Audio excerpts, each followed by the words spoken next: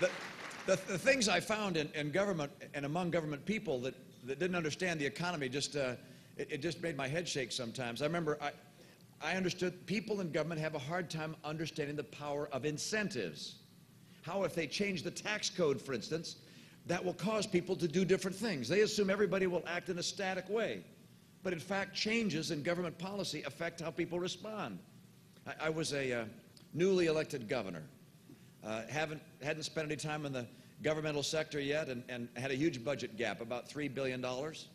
I wanted to find ways to reduce spending. I asked all the agencies to bring in all of their cost statements and to look through line by line all of the budget items. When I was looking at the budget for homeless care, there was a line there for hotels. And I said, I don't understand. What's this line here? Because it was a big number. And they said, well, Governor, you have to understand, if we have a homeless person or a family come to a homeless shelter and we don't have room, we tell them to check into the local hotel and we'll pick up the bill. I said, I bet the word gets around, you know. Shelter's full. Go spend the weekend at the Ramada. And so I said, look, I want to change in policy because I want to change the incentives. And the policy I'm going to put in place immediately is this. And that is that the person who comes to a shelter, if it's full, you make room for them.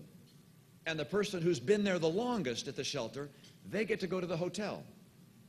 Now, before we put in place that policy, on an average night in Massachusetts, we were renting 599 hotel rooms. Yeah, to the tune of tens of millions of dollars. After the policy went in place, the average hotel rooms rented per night went to zero. The power of incentives, all right? Now I'm struck sometimes by just how little people in government understand about how the world works and how the economy works. Another example, again, I was trying to balance our budget and our cost of our prisons and our jails was very high. We had a lot of very expensive workers in a highly unionized setting, and I said, look, why don't we bring in one of these for-profit jail management companies and see if they can run our jails, our prisons, at lower cost. And some legislators I was with said, but Governor, you don't understand. They're for profit, and therefore they'll be more expensive than we are. And I said, I don't think you understand the free enterprise system. The idea of profit, and the reason we have profit is to create incentives for people to do better and better work at lower and lower costs. That's the whole idea. It creates incentives for people to do good things.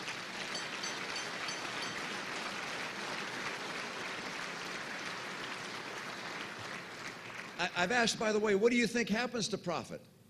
When you see a company has reported a big profit, where do you think it goes? And their answer was, well, it goes to pay the executives their bonuses. I said, actually, none of it does. Profit is what's left over after all the employees and executives have been paid. So now they look like deer in the headlights. And I said, so where do you think it goes? Well, it goes to pay the owners. Well, some of profits go to pay the owners, about 15 or 20% in public companies go to pay owners through dividends. But the great majority of profits go to grow the business, to add working capital, to invest in the future, and to hire more people. And therefore, if you want to see more people working, you want to see more profit. Profit's not bad, profit's good.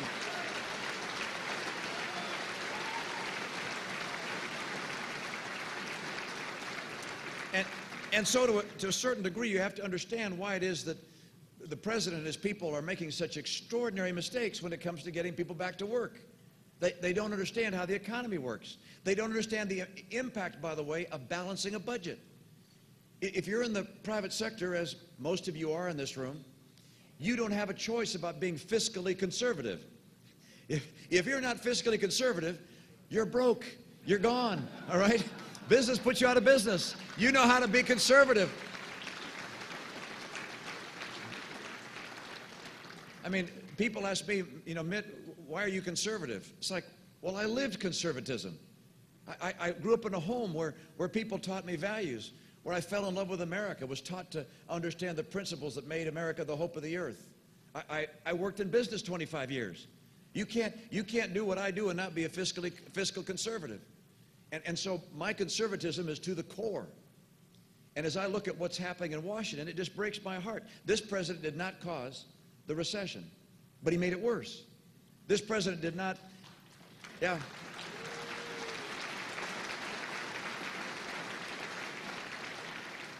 This president is not the reason the economy is showing signs of getting better. He's the reason it's taken so long for the economy to show its signs of getting better.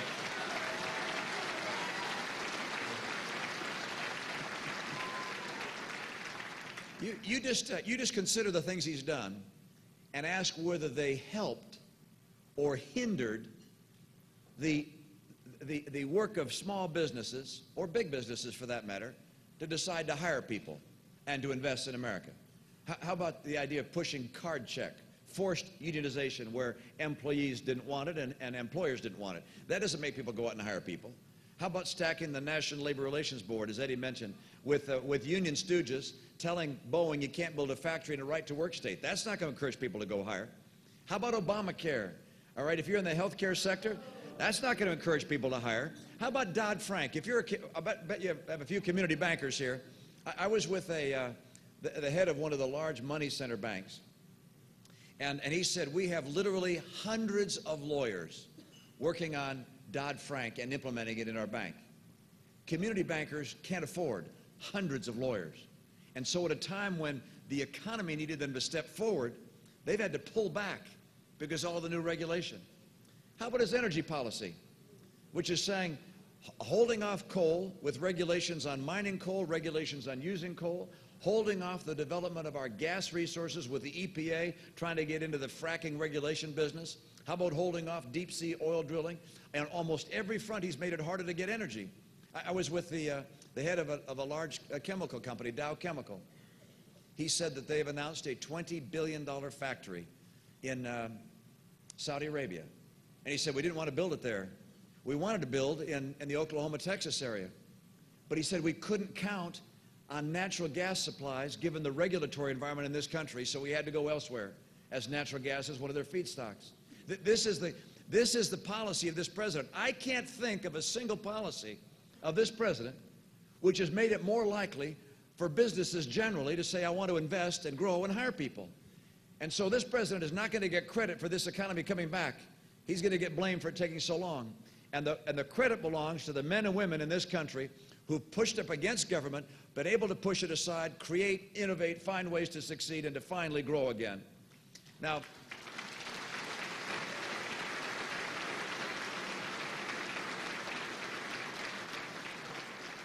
let me mention something else he's done that I neglected.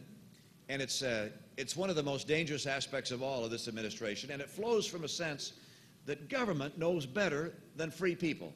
By the way, you know, if a Martian were to come here, and you were to say to the Martian, look, we got two economic systems. You tell us which one you think is going to work. One is one where you have government people who study problems in great depth, and they tell every business how to be operated. They tell people what to make and how to make it. They tell them where to ship it and where to build their factories. That's one model. The other model is you just tell all the people, everybody go off and do what the heck you want to do. And you say to the Martian, which one do you think will be successful? Well, they probably would choose the former, but they'd be wrong. Because in the history of the world, the only system that's ever worked is allowing free people to pursue their own dreams. That's what's made America the nation we are. And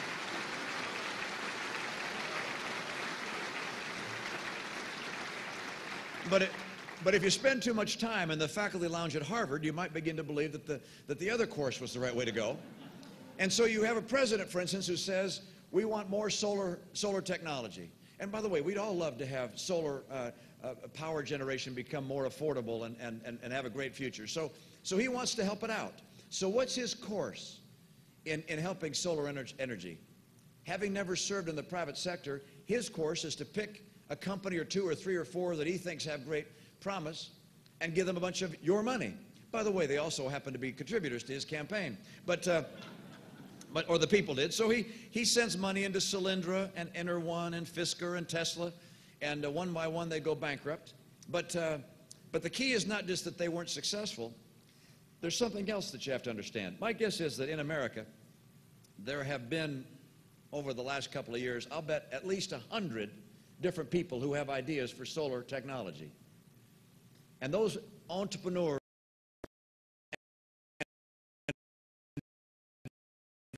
venture capitalists and say, we'd like some money to pursue this new idea in solar technology. And normally, a good number of those entrepreneurs would get funded. And somewhere out there, someone would find an answer that would break through. But by virtue of him having picked one, Solyndra, and giving it $500 million, who wants to invest in any of those other ideas? No one. Government's picked the winner with $500 million. Who can compete with that? No one. And so rather than encourage solar technology and innovation, it stifles it. They don't understand how the free market works. We do. That's why we're going to put America back to work.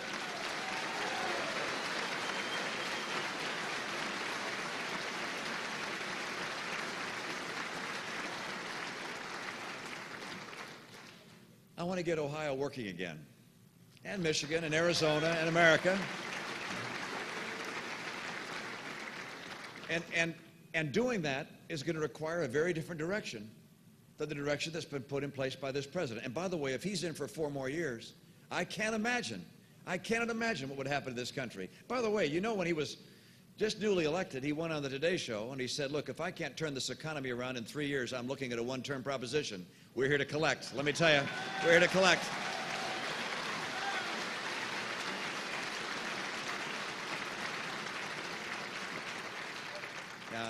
He's out of ideas, and he's out of excuses, and in 2012 he's out of office. So we got some work to do.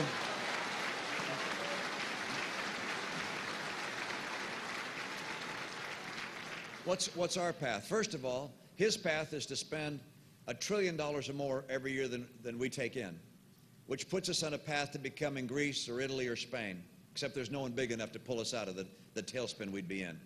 Our path is to say we will cut federal spending, we will eliminate programs, we will shrink government as a share of the economy from 25% to 20%, and we will finally balance our budget.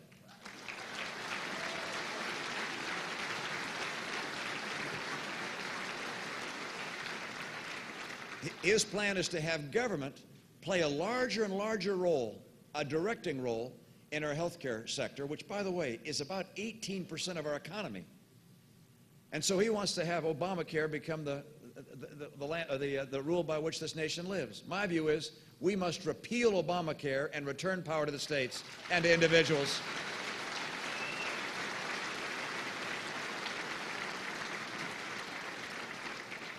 His view on energy, of course, is to try and stop all the sources of energy that are here in abundance.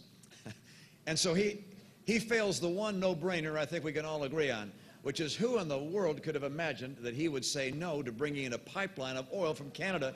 It's unbelievable. If we have the White House, we will take advantage of our energy resources and we'll bring in that oil from Canada.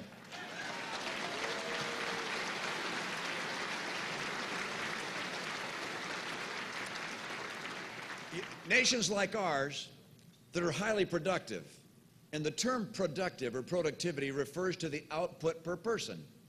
America, among major nations, is the most productive, meaning we put out more goods and services per person than any other major nation. Productive nations like ours will grow if we can sell products to other places.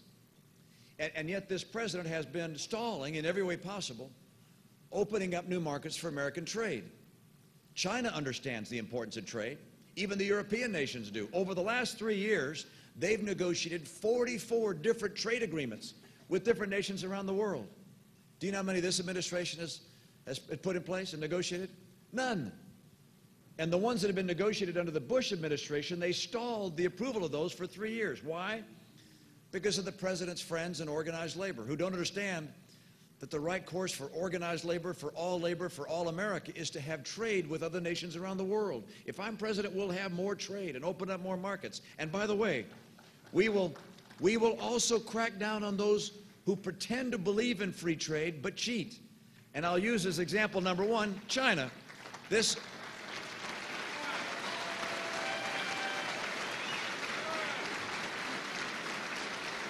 Look,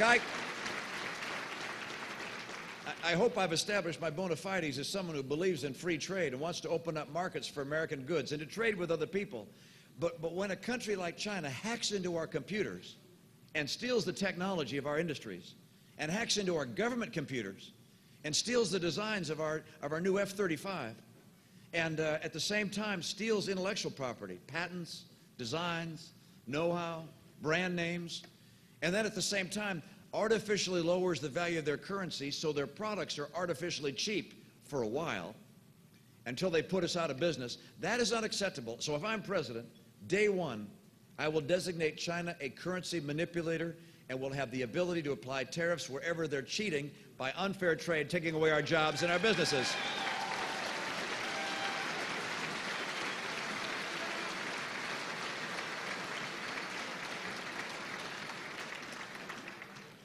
Let me note also, I'm so upset in watching this president go down a course where he salutes to the people who were big campaign contributors, and I'm talking in part about union bosses.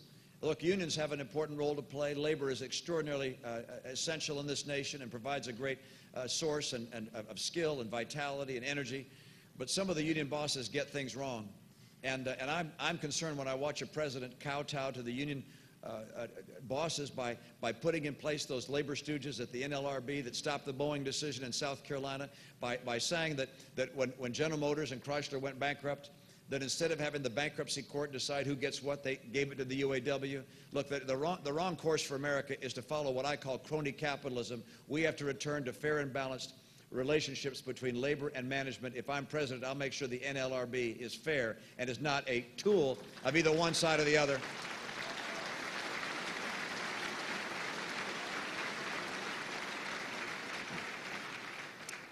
And I guess I have to say this as well. I think in order to create jobs, it helps to have had a job, and I have. I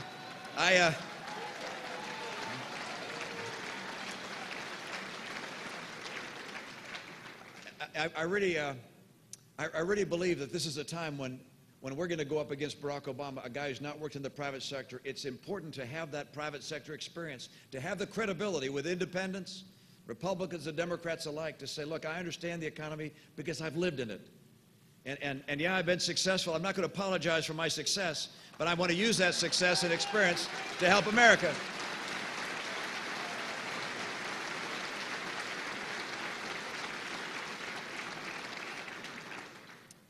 I want to tell you that I'm overwhelmingly optimistic about the future.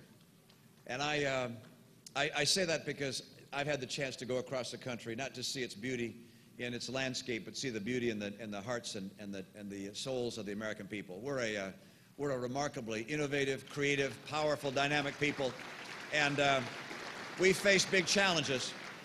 We faced big challenges in the past. We face enormous challenges now with these budget deficits, with our national balance sheet. I'm talking about Medicare and Social Security being out of whack, and we got to fix those. I've laid out a plan to do that. We face challenges around the world, from jihadists from Iran about to become nuclear under this president. We face challenges with China becoming stronger and stronger, and so far no one having stood up to them economically.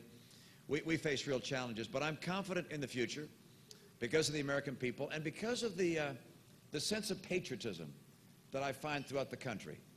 I listened to the national anthem as you were gathering. I was moved as I listened not only to the person who sang it, don't know where she is, but it was beautiful, but also right here. That was beautiful. Thank you. Thank you.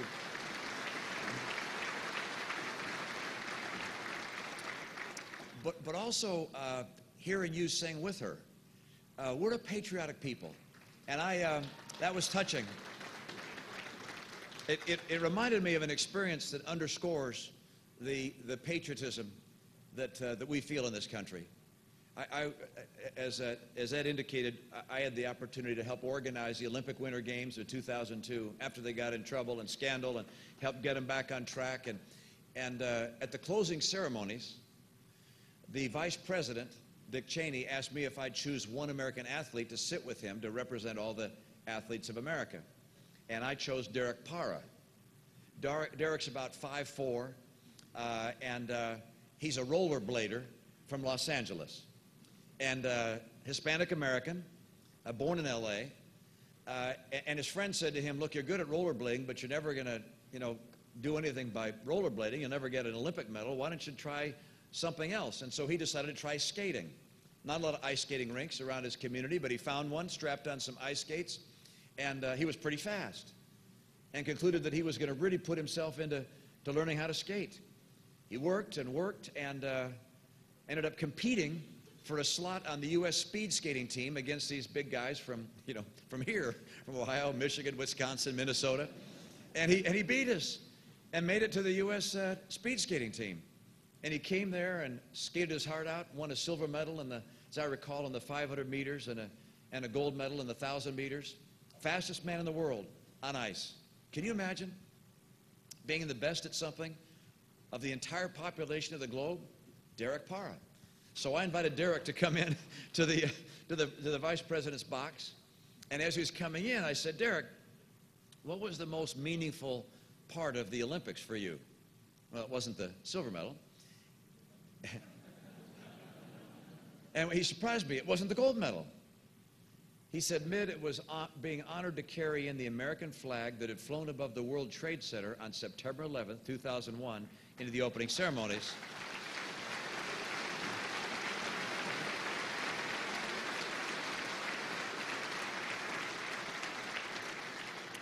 He was one of 8 athletes that was chosen by his peers to carry in this flag. It's about 8 feet by 12 feet.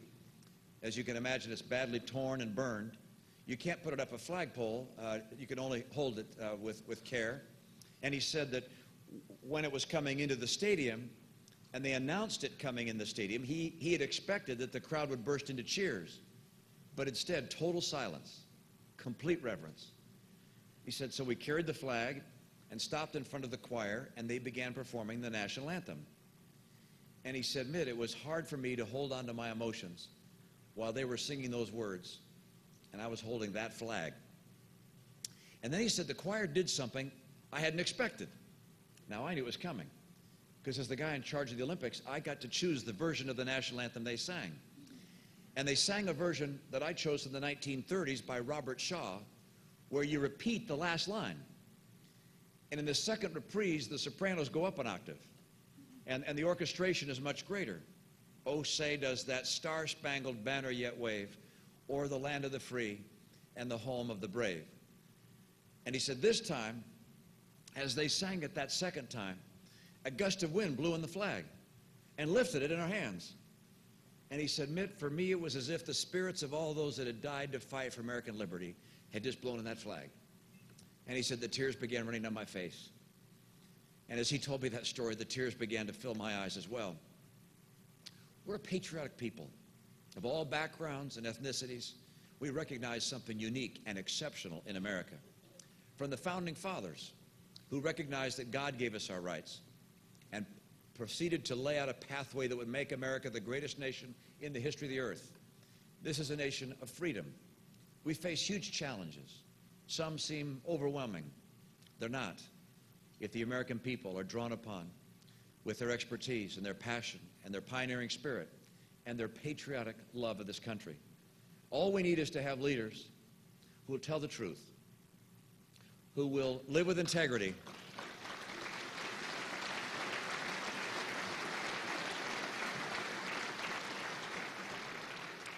who have the experience in America to know what it takes to make America strong, to get our economy going, to stand up to our challenges around the world, and to have those leaders draw on the capacity and strength of the American people. And if I'm President of the United States, I intend to do exactly that. And want to thank you for your help in keeping America, that great hope of the earth, the shining city on a hill. Thank you so much. An honor to be with you. Thank you.